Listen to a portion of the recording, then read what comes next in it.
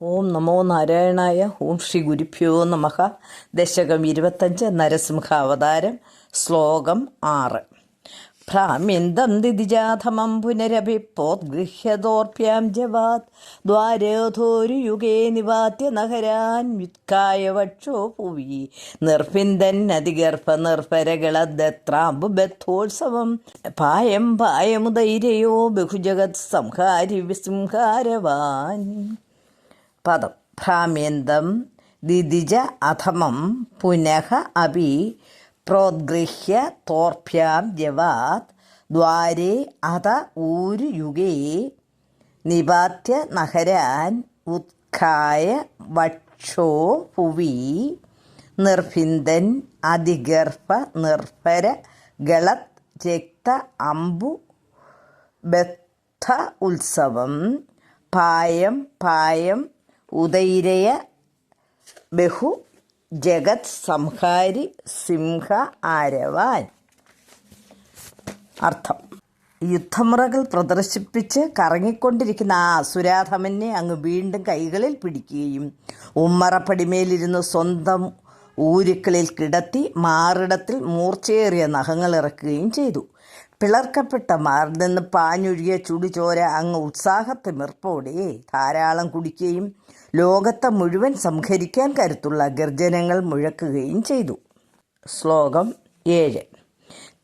ത്യക്ത്വാദം ഹതമാശുരക്തലഹരി സിക്തോന്നമദ്വർഷ്മണി പ്രത്യുത്പത്യ സമസ്തദൈത്യപടലീം ചാഗാധ്യമാനേ തുയി ഭ്രാമ്യത് ഭൂമി വികമ്പിതാംബുദികുലം വ്യാലോലശൈലോത്കരം പ്രോത്സർപ്പത് ഖജരം ചരാചരമഹോ ദുസ്ത്വാമവസ്ഥാന്തതൗ.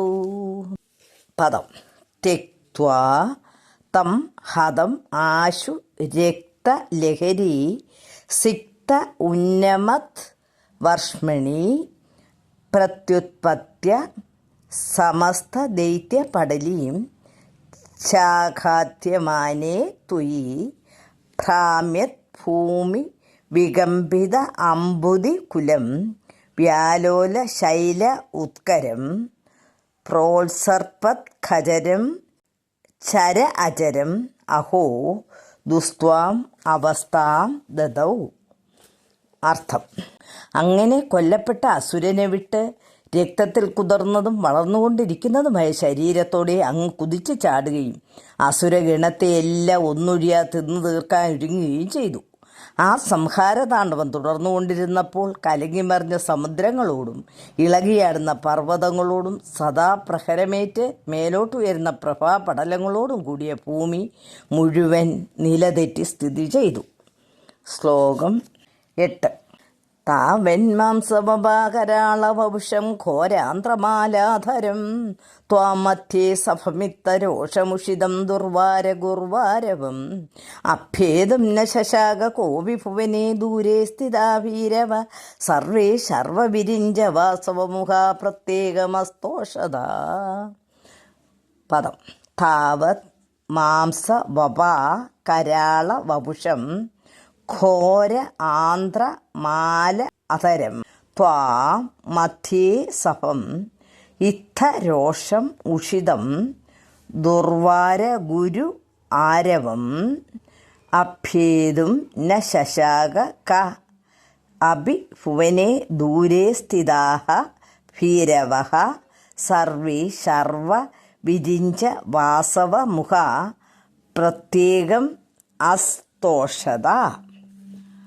അർത്ഥം: അതിനിടയിൽ രക്തമാംസങ്ങൾ പുരണ്ട് ഭീകരമായി തീർന്ന ശരീരത്തോടെ കുടൽമാല ചൂടിക്കൊണ്ടും കോപാന്തമായും ഇടതടവില്ലാതെ ഗർജിച്ചുകൊണ്ടും സഭാമധ്യത്തിൽ നിന്നിരുന്ന അങ്ങയുടെ അരികിൽ വരാൻ ലോകത്തിൽ ആരും തന്നെ ശക്തരായില്ല. ശിവൻ, ബ്രഹ്മാവ്, ഇന്ദ്രൻ എന്നിവരെല്ലാം ഭീതി മൂലം ദൂരെ നിന്ന് വേറെ വേറെ അങ്ങയെ വാട്ടി. ശ്ലോകം 9. ഭൂയോപേക്ഷതരോഷധാംനി ഭവതി ബ്രഹ്മാജ്ഞയാ ബാലകേ പ്രഹ്ലാദേ പദയോർനമത്യ പ്രഭയേ കാരുണ്യഭാരാകുലഃ ശാന്തസ്തും കരമസ്യ മൂർധനി സമദാ സ്തോത്രൈ അധോദ്ഗായത തസ്യാ കാമധിയോ വിധേനിതവരം ലോകായ ചാനുഗ്രഹം. പദം ഭൂയ ഹ അഭി അക്ഷത രോഷധാംനി ഭവതി ബ്രഹ്മ ആജ്ഞയാ ബാലകേ പ്രഹ്ലാദേ പതയോ നമതി അപഭയേ കാരുണ്യഭാര ആകുലഃ ശാന്തഃ ത്വം കരം അസ്യ മൂർധനി സമദാഃ സ്തോത്രൈ അധ ഉദ്ഗായതഃ തസ്യ അകാമധിയഃ അഭി തേനിത വരം ലോകായ ച അനുഗ്രഹം. അർത്ഥം: വീണ്ടും കോപം മുഴുവൻ ക്ഷയിക്കാതിരിക്കെ പേടിയില്ലാത്തവനും ബാലകനുമായ പ്രഹ്ലാദൻ ബ്രഹ്മാവിൻ്റെ വാക്കുകളനുസരിച്ച് അങ്ങയുടെ പാദങ്ങളിൽ നമസ്കരിച്ചു. ഉടനെ പ്രശാന്തനായിത്തീർന്ന അങ്ങ് ദയാപരവശനായി അവൻ്റെ ശിരസിൽ കൈവച്ച് അനുഗ്രഹിച്ചു. പിന്നീട് സ്തോത്രങ്ങളാൽ ഉദ്ഗാനം ചെയ്യുന്ന അവന് ആഗ്രഹമില്ലാതിരുന്നിട്ടുകൂടി അങ്ങ് ലോകാനുഗ്രഹാർത്ഥം വരം കൊടുത്തു. ശ്ലോകം 10.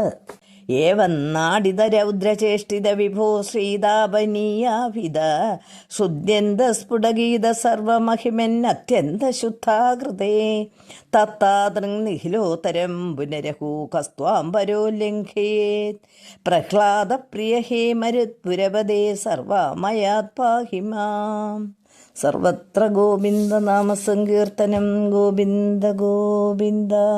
പദം: ഏവം നാടിത രൗദ്ര ചേഷ്ടിത വിഭോ ശ്രീതാപനീയ അഭിത ശ്രുതി അന്ത സ്ഫുട ഗീത സർവ മഹിമൻ അത്യന്ത ശുദ്ധ ആകൃതേ തത് താദൃക് നിഖില ഉത്തരം പുനഃ അഹോ കഹ ത്വാം പരഹ ലംഘയേത് പ്രഹ്ലാദ പ്രിയ ഹേ മരുത്പുരപദേ സർവ ആമയാത് പാഹിമ. അർത്ഥം: ഇത്തരത്തിൽ അഭിനയിക്കപ്പെട്ട രൗദ്രപ്രവൃത്തികളോടെ ഉപനിഷത്തുകളിൽ പുകഴ്ത്തിയിട്ടുള്ള പരിശുദ്ധമായ മാഹാത്മ്യശാലിയും അത്യന്തം പവിത്രമായ ആകൃതിയോടു കൂടിയവനുമായ ഈശ്വര, അങ്ങയെപ്പോലെ സർവോത്തമനായ ഒരാളെ ആര് അവഗണിക്കും? പ്രഹ്ലാദപ്രിയനായ ഗുരുവായൂരപ്പ, എന്നെ സർവ്വരോഗങ്ങളിൽ നിന്നും രക്ഷിക്കണമേ. സർവത്ര ഗോവിന്ദനാമസങ്കീർത്തനം. ഗോവിന്ദ ഗോവിന്ദ. ഹരി ഓം തത്സത്.